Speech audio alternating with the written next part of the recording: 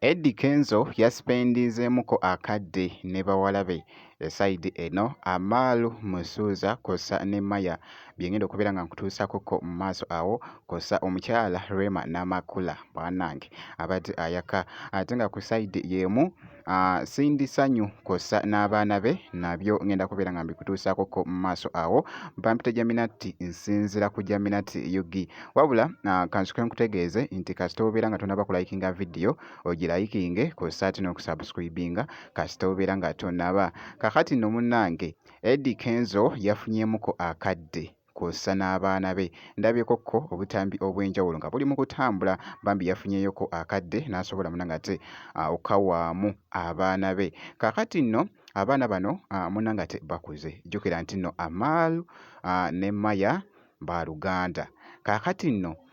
Maya kosa ne munne Amaru bagatta taata kubanga mama wa Maya ye mulala naye ate nga daddi we ye Eddie Kenzo ate nga ye Amaru mami we ye Rema Namakula ate nga daddi ye Eddie Kenzo.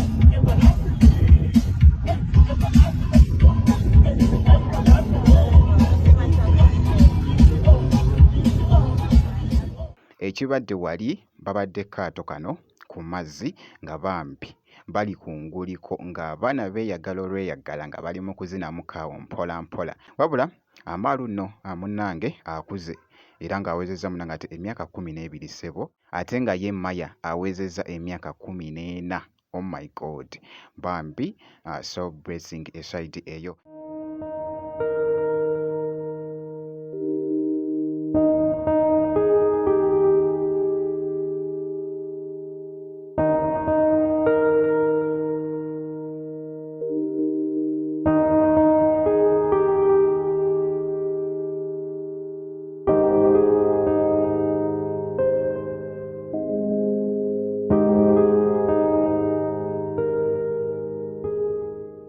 Nga bugeza ku munanga ate okulaba wabula nga nkongeddeyoko